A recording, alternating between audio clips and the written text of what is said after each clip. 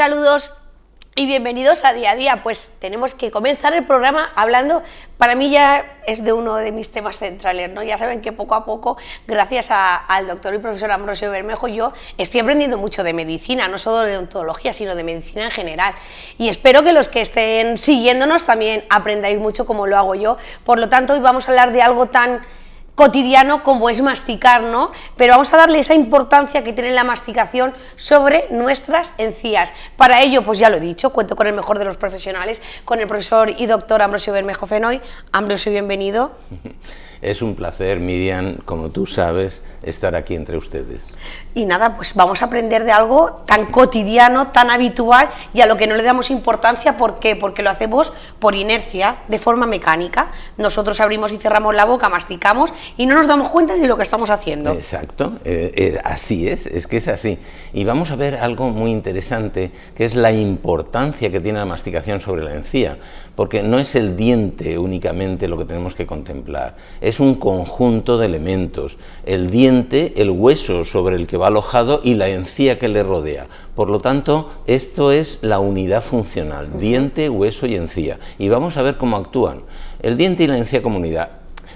Sobre la raíz el diente, saben ustedes que tiene una raíz y una corona. Bien, sobre la raíz del diente se clavan, se insertan unas fibras microscópicas que van desde la raíz al hueso que rodea a la raíz, y a la encía también van. Cuando mordemos, la fuerza sobre el diente se transmite a través de esas fibras, produciendo un efecto de bombeo de sangre al hueso y a la encía que rodean cada diente. Es decir, cada vez que tú muerdes algo enérgicamente, aquí podemos ver una encía sana, donde vemos la corona, la raíz del diente no la veo porque está dentro del hueso, y cubriéndolo todo como un tapiz está la encía. Bien, todo esto es una unidad, diente, hueso y encía.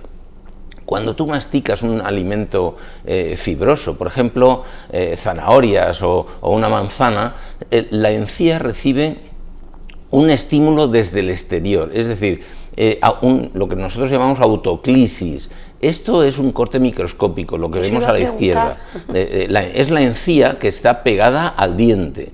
Y a la derecha un esquema de la circulación, de todos esas arterias y vasos que alimentan la encía. Bueno, pues cuando tú masticas una zanahoria, se produce un impulso, un impacto sobre la encía que hace que llegue más sangre. Pero no es lo único. El diente se hunde en su alveolo y a través de esas fibras que acabamos de describir, que luego vamos a ver con más detenimiento, se produce un bombeo de sangre. Por eso cuando falta un diente, pues ese bombeo no se produce y va a haber una patología importante. Entonces, la vamos a ver enseguida. Vamos a ver, por ejemplo, una serie de experimentos. Nosotros publicamos unos artículos, fíjate que fueron muy interesantes. Lo que pasa es que se publicaron en revistas españolas, pero fueron interesantes. En el año 1983 publicamos un trabajo que se titulaba Aportaciones al estudio de las deformaciones dentomaxilares bajo presiones mediante interferometría holográfica de doble exposición. ¿Y esto cómo lo traducimos? Ahora lo vamos a ver. Y 10 años más tarde lo que hicimos fue analizar las consecuencias de la hipofunción masticatoria, es decir, cuando tú no tienes diente, ¿qué pasa en la encía antagonista? Sobre la encía en el animal de experimentación y en el hombre, es decir, sobre todo en ratas. En ratas lo pudimos demostrar en avances de periodoncia. Bueno, entonces aquí están los artículos, no vamos a insistir en ello. Lo que sí quiero es mostrar un poquito cómo se realizaron los experimentos. Vamos a hacerlo de forma práctica, ¿no? Exacto, para que la gente lo entienda. Práctica. Entonces, procedente de un cadáver, montamos dos hemiarcadas, no completas, hasta los premolares, pero las montamos en un articulador funcional, de manera que esto es escayola, no es el cadáver, lógicamente, y este experimento lo hicimos, sometimos al modelo, lo sometimos a una serie de fuerzas. Exacto, si lo vemos a mayor aumento, exacto. Lo sometimos a distintas presiones y entonces mediante interferometría holográfica, que es una técnica que permite ver deformaciones mínimas de micras, obtuvimos deformaciones en la encía con distintas presiones, progresivamente. Colocamos un peso, después otro y después otro, de manera que podíamos ver a nivel de la encía, cómo se deformaba esa encía. Y 10 años después, lo que hicimos en otro experimento fue, con ratas, quitar una muela de arriba de la rata. ¿Y ejercer presión luego? No, fíjate, lo que hicimos, suponiendo que ya sabíamos que se producían esas deformaciones al masticar sobre la encía, lo que estudiamos es lo que pasaba en la encía antagonista, de la muela que estaba enfrentada al hueco. Es decir, aquí faltaba una muela que nosotros extrajimos en la rata y luego estudiamos lo que sucedía en la vascularización, en las arterias de la encía de la muela opuesta, antagonista. No del hueco, no del sino hueco, no. digamos, si es claro, la de arriba, la de abajo, ¿no? Para ver si era verdad que efectivamente se producían cambios en esa vascularización. Y obtuvimos, fíjense, o sea... ¿Qué cambios se vieron? Pues se vieron cambios que se redujo las arterias, las venas de la zona de la encía, de la muela que no tenía muela antagonista, se redujo en ocasiones a la cuarta parte de la muela del otro lado.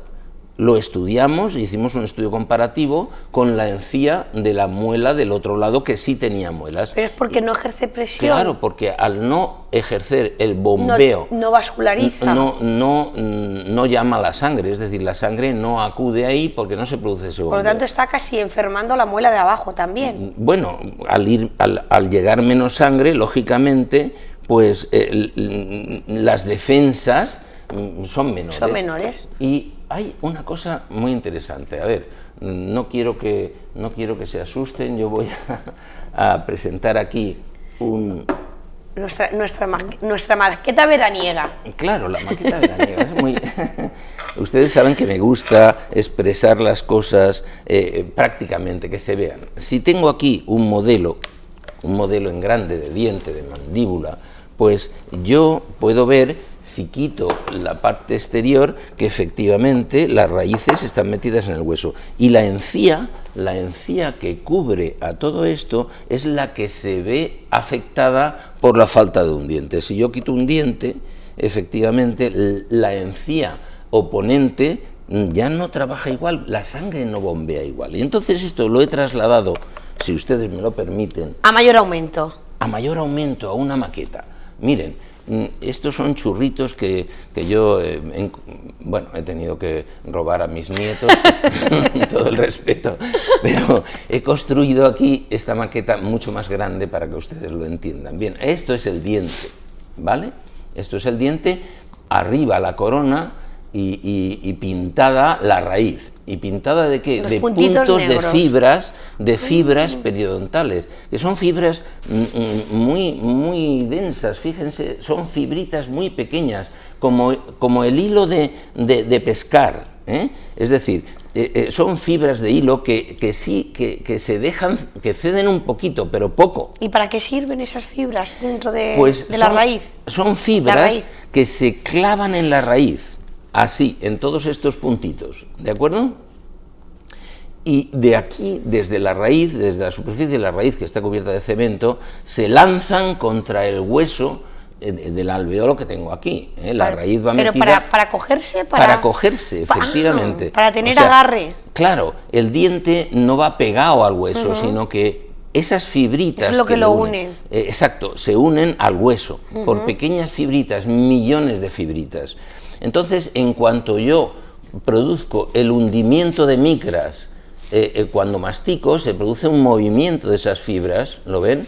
Y esas fibras tiran del hueso, convierten las presiones en tensiones sobre el hueso. Pero no solamente sobre el hueso, sino una parte de las fibras, que se llaman fibras supracrestales, que van a la encía, de manera que todo el conjunto, esto es la encía, todo el conjunto forma una unidad. Va todo a la una. El diente el hueso que está debajo más clarito y la encía que está aquí, todo es una unidad. En el momento en que se hunde el diente en su alveolo, tira también de la encía. Y fíjate lo que pasa. Ahí es donde tenemos que entender al diente, a la encía y a... como un conjunto, como una unidad. Fíjate, he quitado la encía. Y entonces es muy interesante porque vamos a ver cómo tiran las fibritas que van clavadas en el cemento de la raíz, cómo tiran de la encía. Fíjate que vamos a ver si podemos verlo bien, porque cuando esas fibritas tensan, mira, sí mira cómo se hunde la encía. ¿Lo ves? Exacto. Miriam, cómo se hunde. Entonces, cuando yo muerdo, hay una presión sobre esas encías, y lo pudimos demostrar, son esos trabajos de investigación que hacen que efectivamente se produzca un bombeo de sangre a la encía, cosa que no sucede si no tengo muela encima que esté empujando a ese diente. Presionando. ¿Entendido? Exacto. Si hay algo que no entiendas. No, yo si hay algo lo preguntaré. Bien, entonces, ¿qué pasa? Cuando falta un diente hay que reponerlo, y se repone siempre, pues con la forma ideal, lo hemos dicho muchas veces, es reponerlo con un implante de metal, de titanio, aunque nosotros... De calidad. De calidad, claro. Con un implante de calidad. Vamos a hacer la extracción indolora, no necesitamos en absoluto anestesia para quitar el diente cuidadosamente, respetando las paredes del hueso, las paredes del alveolo, y queda aquí un hueco, que es donde estaba la raíz. O bien colocamos el implante inmediatamente o esperamos a que se llene de hueso. Entonces es muy interesante entender que con la diapositiva que vamos a ver, pues la importancia que tiene reponer un diente perdido, porque ya hemos visto que llega menos sangre. Sí es verdad que el implante no tiene esa función de bombeo exactamente como un diente, porque no es un diente, porque se va a pegar al hueso, no tiene fibras del ligamento periodontal, pero sí es un estímulo, no deja de ser un estímulo, y además el hueso se colapsa, como vamos a ver a continuación. ¿Por qué tenemos que reponer un diente? Por la trituración correcta del alimento, por si no tengo dientes, trituro mal y digiero peor. Tercero, por la función y desarrollo simétricos. Tengo que masticar por ambos lados, porque si no, un lado se hipertrofia y el otro se atrofia. Exacto. Cuarto, porque los dientes que quedan se desplazan de su lugar, tienen que estar todos y cada uno pegaditos. El diente intenta cubrir huecos, cubrir ¿no? huecos, efectivamente. Y quinto, por estética y por la pronunciación correcta. Fíjense que la estética y la pronunciación correcta es lo que he puesto al final, porque es más importante todo lo anterior. La salud. Es la salud. La estética es importante, de acuerdo, y la pronunciación también, porque si no, ciceas, y si no tienes dientes, no pronuncias bien. Bueno, pues fíjense. Hay algo muy importante también, y es que cuando falta un diente, el hueso se colapsa. El hueso se colapsa con los años y se pierde. Si yo coloco un implante, eso no sucede, entre otras muchas acciones que ya hemos visto aquí. Esto es un implante, lo colocamos una vez que ha cicatrizado y se ha formado hueso en el alveolo, o inmediatamente. Si lo coloco, espero un tiempo, unas semanas, para que se produzca la integración del hueso al implante. Nosotros utilizamos unos implantes que son un poco especiales. Son titanio, pero llevan circonio también. Hay más de 100 marcas de implantes y no todos son iguales, Es muy importante enterarse de qué implante te van a poner, porque los implantes, aunque la mayoría prenden, pero hay algunos que tienen muchas impurezas de carbono. Y entonces, fíjate, he traído una cosa interesante, pues porque son cosas que no se ven, pero los pacientes deben conocerlas. La superficie del implante, dependiendo de su calidad, va a tener zonas que no se van a integrar. Nunca se integra un 100% de los implantes. Pero fíjate lo que sucede. Hay algunos cuyas superficies de no integración son muy grandes, muy importantes. ¿Ves? Entonces, yo veo estas zonas que no están integradas en el hueso. Esto es el titanio, esto es el implante, pero hay grandes zonas que no se integran por sus impurezas.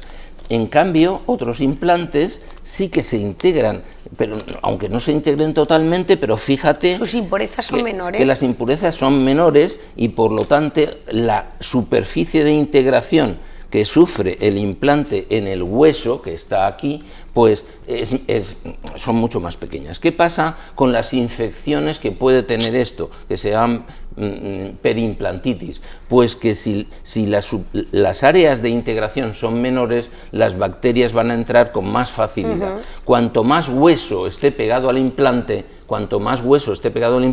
menos posibilidad de infección tenemos. Y eso no lo veo, porque claro, todo está aquí dentro.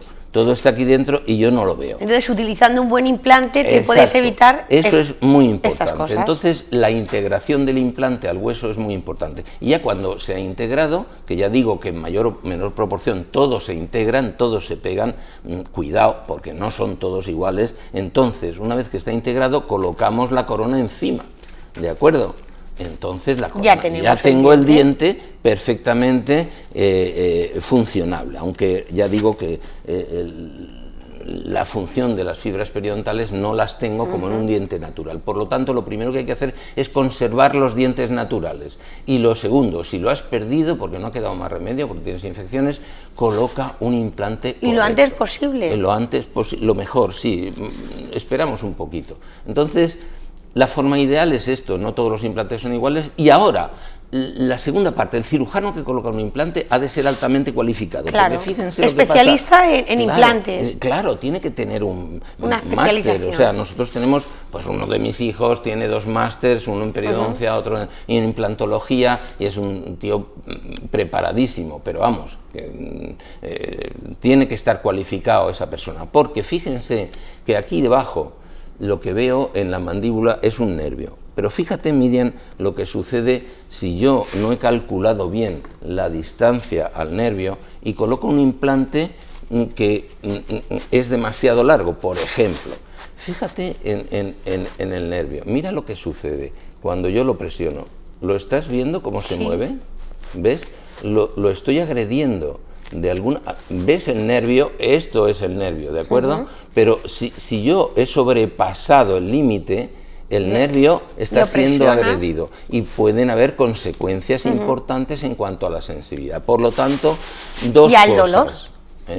Al dolor, claro, eso puede producir dolor. Por supuesto, dolor y falta de sensibilidad. Puede ser que se recupere o puede que no. Entonces, 2 cosas importantísimas: coloquen un implante de alta calidad, aunque sea un poquito más caro, pero no se fíen de las oportunidades, ni de los plazos. En la salud no hay oportunidad. En la salud no hay oportunidades. Cuando se daña un nervio, pues el nervio queda dañado. ¿Entendido? Y segundo, la persona que lo coloca tiene que estar altamente cualificada. Son consejos que ustedes tienen que conocer y espero que todo esto... Que todo esto sirva para crear conciencia. Exacto, crear conciencia y no se fíen de las oportunidades, no se fíen de los chollos que anuncian las multinacionales que tienen muchas clínicas dentales. Busquen la persona cualificada y busquen la opinión cualificada y déjense aconsejar por esa persona que les va a aconsejar correctamente. Vayan a su dentista de toda la vida, él les orientará, él les dirá cuál es el mejor cirujano que debe colocar esos implantes para respetar el nervio y para respetar las estructuras. Ya sé que un implante no va a ser lo mismo que un diente natural, no tiene ligamento periodontal, pero es lo menos malo que existe y al final la función va a ser perfecta. Y otro consejo importante para todos ustedes: mastiquen alimentos no procesados y que tengan fibra, como una zanahoria o como una manzana. Eso actuará sobre la encía estimulando la circulación. Si llega más sangre, llegan más células del sistema inmunológico, y si llegan más células del sistema inmunológico, su encía se defenderá mucho mejor y tendrán menos enfermedades. Pues yo creo que este consejo lo tenemos que seguir a rajatabla, lo hemos aprendido, pero no nos podemos despedir sin antes no hablamos de la noticia. La noticia importante. Miren, es una encuesta del 2015, pero es buena noticia. Dice, el porcentaje de desdentados totales en nuestro país en el año 2000 era del 23,4%, mientras que en el 2000 era del 10,6%. No, en el 2015. En el 2000, 23,4. Y en el 2015, 10,6. En el 2015, un 50, 10,6. Más de un 50% claro, reducido. Eso es una buena noticia. Todavía nos queda trabajo. Tenemos que ayudar a que los dientes duren más tiempo y reducir ese 10,6%. Esto es muy importante. Pero es una buena noticia. Es una buena noticia. Eso quiere decir que hemos avanzado, que le damos más importancia a la higiene y al equilibrio de la boca, sobre todo. Se pierden menos dientes, es buena noticia. Adelante, tenemos que seguir progresando. Y mantenerlos hasta siempre. Claro, porque además, si tu boca está limpia, tus besos serán más dulces. Pues con eso nos despedimos, pero no se vayan, yo me quedo aquí. Pero muchísimas gracias por seguirnos. Vuelvo enseguida, una pequeña pausa.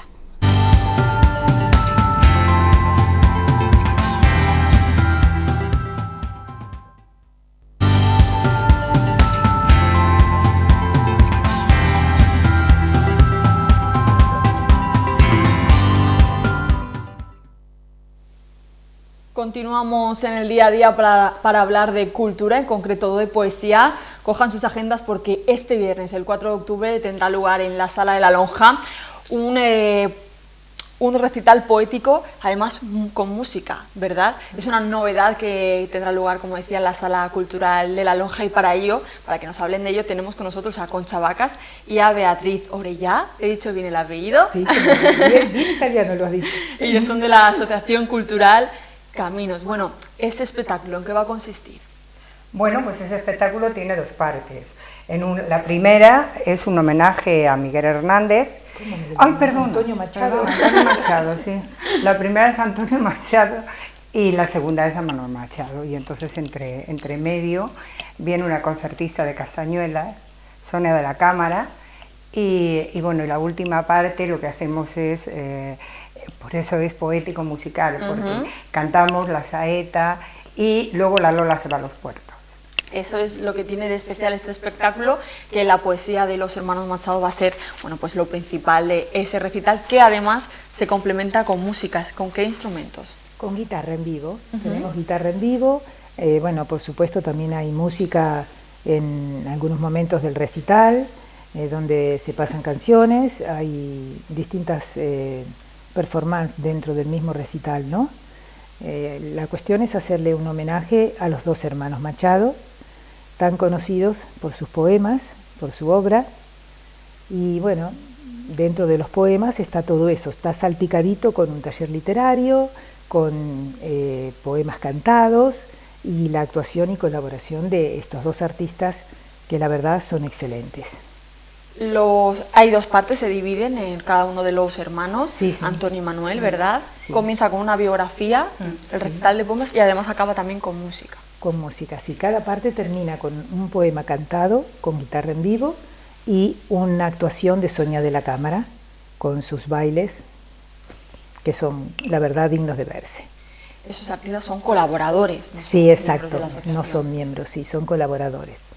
Y en esa distribución de poemas, la biografía es muy larga. ¿Cómo vais a hacer para poder condensar? No, dura muy poquito. El recital dura 1 hora y cuarto. Sí, más así. De eso no. Entonces el taller es rápido y la biografía de Manuel pues también es rapidita. No, sí, se ha hecho una síntesis. Sí, hemos intentado que el taller, o sea, que lo que es el taller y el recital sea lo más ameno. Por eso este viaje hemos incorporado la música. Para hacerlo ameno.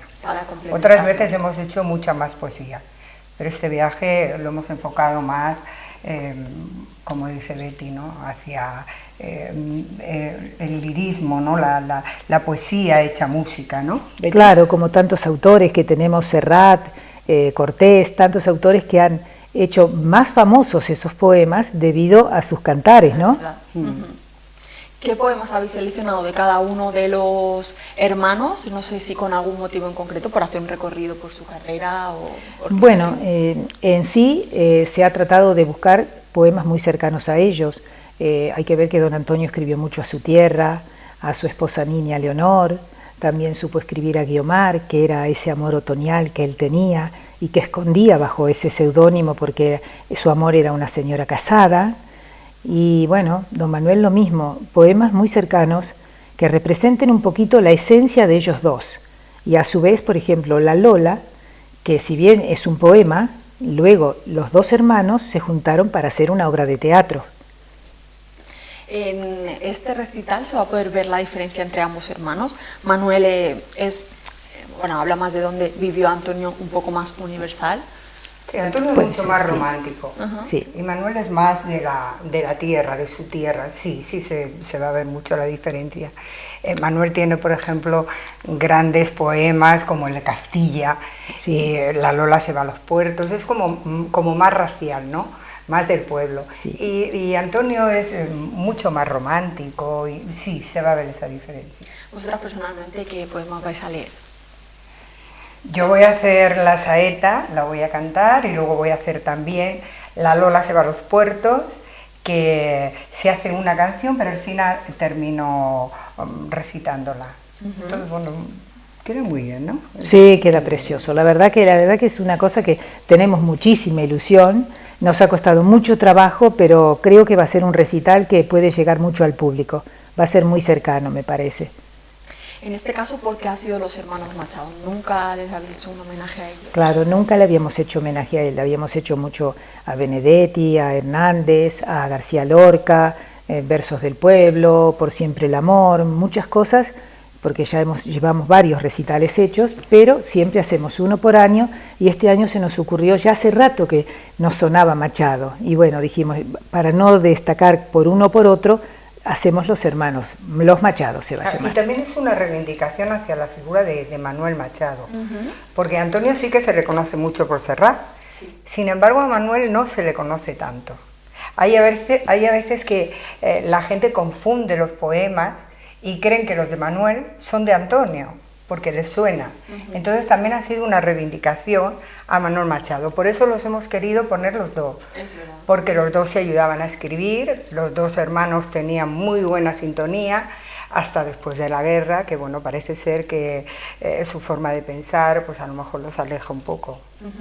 Sí, el exilio de don Antonio, que fue tan injusto, pero bueno, lo tuvo que hacer y muy poquito duró, porque cuando él llegó a Collioure, Francia, él y su mamá, que ambos estaban enfermos, muere él ahí. Y eso hace que en Francia, en ese lugar donde está su tumba, se haya convertido en un lugar de peregrinación, de llevarle flores, nunca faltan las flores, sobre todo las rosas, sobre su tumba. Y bueno, también esto hace que nosotros, como grupo de gente ya mayor, nos ahondemos en la vida de esto, porque uno no puede hacer un poema de un autor si no se conoce un poquito la vida de él, porque ahí es donde se comprende realmente, ¿no?, qué quiso decir y qué sintió para hacerlo. La Asociación Caminos hace estos homenajes a poetas anualmente, pero hay un poeta en concreto que es el que más nos toca a nosotros, Miguel Hernández, y que siempre... Por eso me he equivocado yo antes, porque estaba Eso pensando es, había una justificación. Sí. Bueno, después todos los años hacemos un homenaje a Miguel Hernández, todos. ¿Por qué? Pues porque es primero es el poeta de nuestra tierra, y luego también porque es la esencia de Caminos, entonces Caminos no existiría sin Miguel Hernández.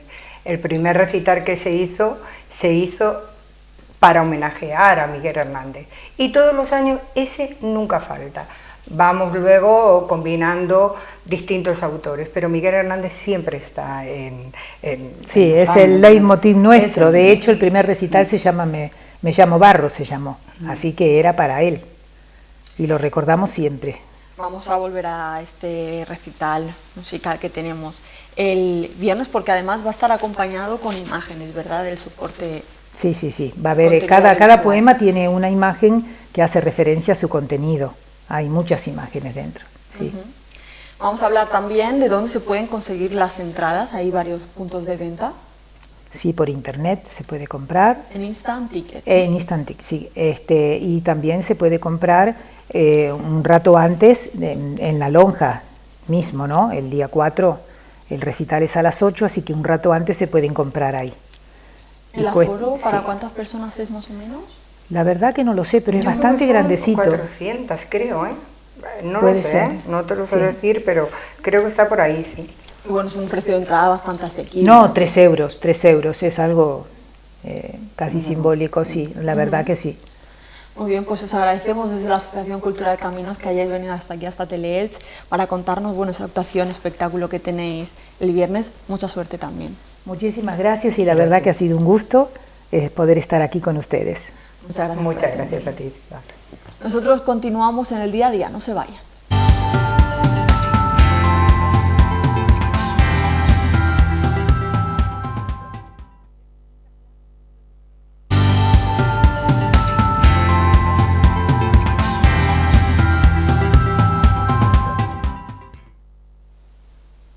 Bien, pues seguimos hablando de cultura porque ha arrancado la programación de los últimos meses del Escorchador, del último cuatrimestre hasta diciembre. Además, el sábado comenzó con lleno absoluto, muy buen éxito por parte de un concierto que hubo allí. Bueno, tenemos con nosotros a José Luis Mas, él es el director del Centro Cultural El Escorchador. Bienvenido. Gracias, ¿qué tal? Bueno, como comentábamos, empezó el sábado con lleno absoluto. Sí, en el concierto de Alice Wonder tuvimos lleno absoluto, además se agotaron las entradas por la mañana, que luego nosotros por ley también nos dejamos siempre una cantidad para el mismo día del evento, de la actuación o del concierto.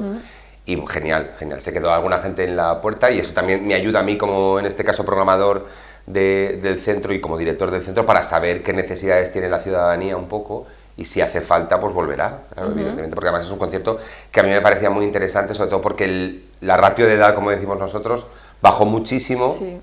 Porque había mucha gente joven y creo que también es interesante que la gente joven se acerque al Escorchador. Claro, sí, desde luego. Bueno, la semana pasada presentasteis esa programación del último cuatrimestre del año del Escorchador. ¿Cómo se presenta?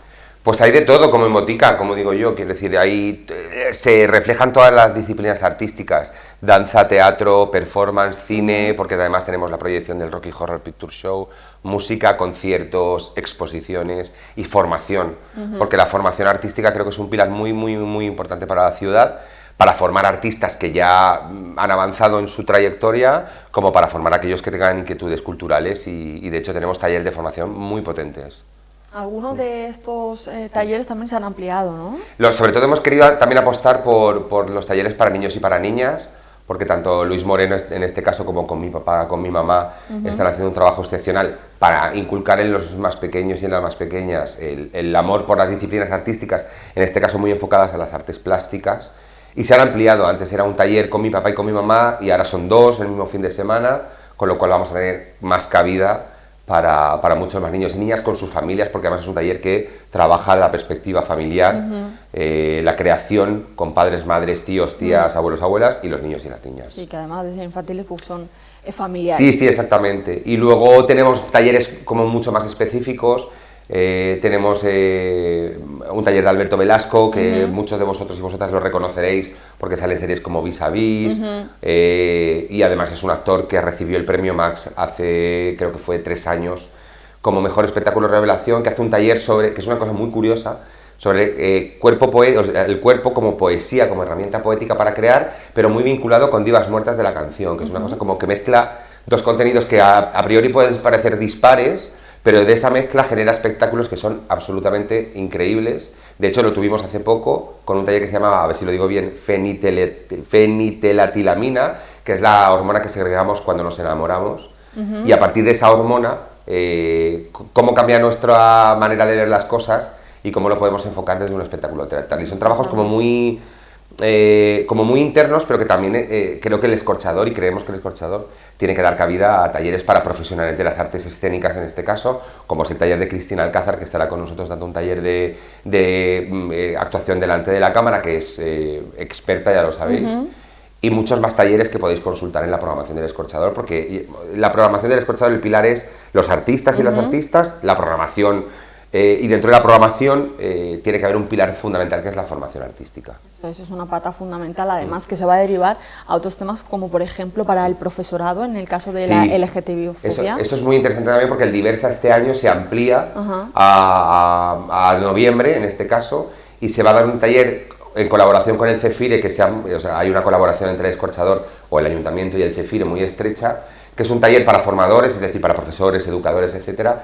que va a dar herramientas para tratar la LGTBI-fobia en las aulas, ¿no? Que es un tema que al Diversa le ha preocupado mucho porque cada vez hay más, o cada vez oímos más ataques a niños y niñas o a jóvenes por el hecho de ser lesbianas, gays, transexuales, intersexuales o bisexuales, y creo que desde el ayuntamiento tenemos que intentar poner los cauces y canalizarlo para que no se sigan cometiendo el bullying LGBTI-fóbico que llamamos. Desde luego. Hablando de festivales, se estrenan nuevos, ¿no? El Vegan Festival. Sí, es un festival de cultura vegana, que además Lidia Gelardo se lo está currando muchísimo porque es un poco la encargada de vincular lo que es el festival con el Escorchador, es una chica de Elche, y es un festival que a mí me hace especial ilusión porque creo que también el Escorchador tiene que dar opciones y que veamos otros, en este caso estilos de vida, ¿no? Distintos, en este caso el vegano, pues van a hablar de pues, lo que en torno al mundo vegano, quizá tenemos muchos prejuicios también con ese tema que van a intentar derribar, y es un festival de cultura porque habrá conciertos, habrá charlas, exposiciones, debates, habrá puestos de comida vegana, entonces creo que también, y son veganos y animalistas en este caso. Ese sería en noviembre, ¿no? Ese es el 15, si no recuerdo mal, 15, 16 y 17 de noviembre. Ahí en Escorchador. ¿Vale? Sí. Entonces es en la calle también, porque con el tiempo que tenemos aquí tan bueno, de hecho el año pasado fue el 10º aniversario del Escorchador y se hizo en noviembre, y fue un concierto en la terraza y funcionó de maravilla. Decíamos que el Escorchador este último cuatrimestre abarca casi todas las disciplinas. En cuanto a exposiciones, concierto, teatro, también hay una amplia programación. Sí, de hecho este viernes, 4 de octubre, inauguramos la exposición de Cristóbal Tavares, que es un artista canario. La exposición se llama Dientes, Dientes, porque él utiliza muchísimos referentes televisivos para crear obras. De hecho, por ejemplo, uno de los cuadros que tienen míticos, porque ha expuesto en sitios maravillosos como la Fresh Gallery de Madrid, es un cuadro de Marujita Díaz que ha pintado el al óleo, y entonces en los ojos le ha puesto 2 ojos de estos que se mueven, ¿no? Que sabéis que Marujita Díaz hacía esta cosa con los ojos. Entonces, habla mucho sobre un poco, aunque el término puede resultar peyorativo, pero a veces hay que construir también desde lo peyorativo el petardeo, ¿no? O sea, La Veneno, Marujita Díaz, Sara Montiel, grandes clásicas de la copla o folclóricas españolas, ¿no? Y esa inauguramos el viernes. Luego tenemos una exposición también de Pilar Oliver, que es una artista ilicitana, y aparte, pues teatro. Este fin de semana tenemos a la Riot Comedy, que parten del precepto de intentar ocupar espacios, como el tema de la comedia. Cuando pensamos en monólogos cómicos de stand-up comedy, como el Club de la Comedia y todo esto, siempre nos viene a la cabeza como un hombre, ¿no? Y ellas parten su espectáculo de una frase que las mujeres tenéis que oír en muchas ocasiones, que es: para ser mujer eres muy graciosa. Entonces, parten de eso como para intentar derribar el hecho de que una mujer puede ser graciosa, independientemente de su género, ¿no? Y a partir de eso han creado una stand-up comedy, que son monólogos, pues, los típicos cómicos, que eso será el sábado, y además con las características intergeneracionales, porque tienen una cómica que tiene 60 y pico años, que se viene con ellas, y eso es entrada gratuita, además, que también es otra pretensión del Escorchador, ¿no? Ofrecer producto de calidad o a precio razonable, o de una manera gratuita, para que los ilicitanos y las ilicitanas, y muchísima gente de fuera que ya está viniendo, puedan disfrutar de la cultura. Además, gracias a todo esto conseguís cifras récord, porque, por ejemplo, de enero a septiembre habéis conseguido que 10.000 personas pasen por las actividades del Escorchador, ¿no? Sí, y eso tiene mucho que ver también la terraza, porque este año la terraza ha funcionado de película.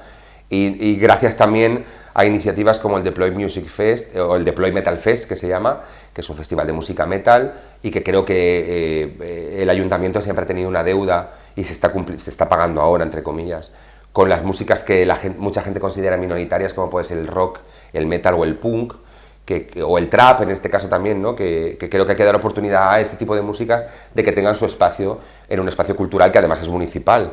Fue un éxito de público, ha ido increciendo a lo largo de todo este tiempo. El MED, que es el Festival de Música Electrónica, por el que pasaron 2.000 y pico personas, y luego los conciertos propios de la terraza, ¿no? Y además el Escorchador en Festes, que sabéis que es unos conciertos específicos cuando estamos en fiestas.